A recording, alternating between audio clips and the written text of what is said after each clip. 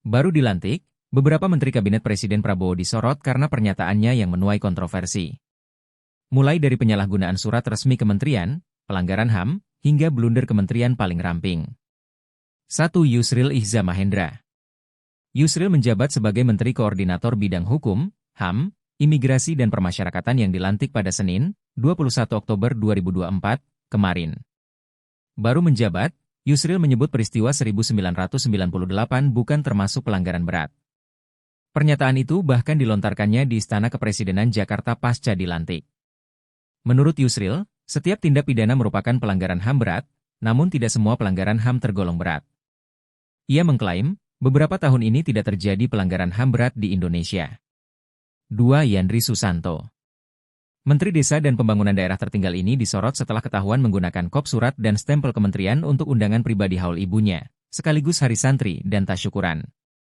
Kegiatan itu mengundang kepala desa, sekretaris desa, staf desa, ketua RT, RW, kader PKK serta posyandu yang ada di Kabupaten Serang.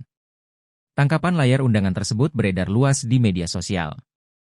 Bahkan mantan Menko Polhukam Mahfud MD juga turut mengunggahnya di akun Instagram pribadinya. Yandri pun mengaku kelalaiannya dan janji tidak akan mengulangi membuat surat resmi yang dikeluarkan oleh kementerian untuk kegiatan pribadinya. 3. Mayor Teddy Indrawijaya. Pasca dilantik sebagai sekretaris kabinet, Mayor Teddy ternyata masih berstatus TNI aktif. Sejumlah pihak pun menyarankan Mayor Teddy untuk keluar dari TNI. Sebab berpotensi melanggar ketentuan pasal 47 ayat 1 UU nomor 34 tahun 2004 tentang TNI. Bahwa prajurit hanya dapat menduduki jabatan sipil setelah mengundurkan diri atau pensiun dari dinas aktif keprajuritan. Namun Ketua Harian Partai Gerindra Sufmi Dasko Ahmad mengatakan, struktur Seskap saat ini berada di bawah Menteri Sekretaris Negara. Sehingga Mayor Teddy tidak perlu pensiun dini dari dinas aktif keprajuritan TNI. Sebab, posisi Seskap maupun Mensesnek tidak termasuk ke dalam jabatan sipil sebagaimana ketentuan pasal 47 ayat 2 UU TNI. 4. Raffi Ahmad. Aktor Raffi Ahmad juga masuk ke dalam jajaran Kabinet Merah Putih Presiden Prabowo.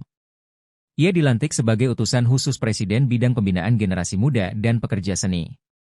Ketika dilantik di Istana Negara, Jakarta Senin kemarin, gelar honoris causa Raffi Ahmad turut disebut dan tercantum dalam Kepres.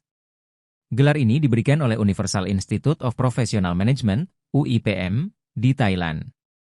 Pemberian gelar ini sempat jadi perbincangan hangat karena UIPM disebut belum memiliki izin operasional di Indonesia. Bahkan, ada warga Indonesia di Thailand yang mengecek alamat kampus yang memberikan gelar itu, hasilnya bangunan hotel. 5. Hasan Nasbi. Kepala Kantor Komunikasi Presiden ini disorot akibat pernyataannya yang dinilai blunder.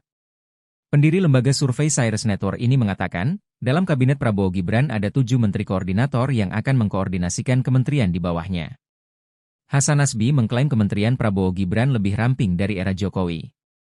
Ia lalu membandingkan era Presiden Jokowi yang justru organisasi kementeriannya jauh lebih gemuk. Tercatat di era Jokowi hanya ada 4 Menko. Download Tribun X sekarang, menghadirkan lokal menjadi Indonesia.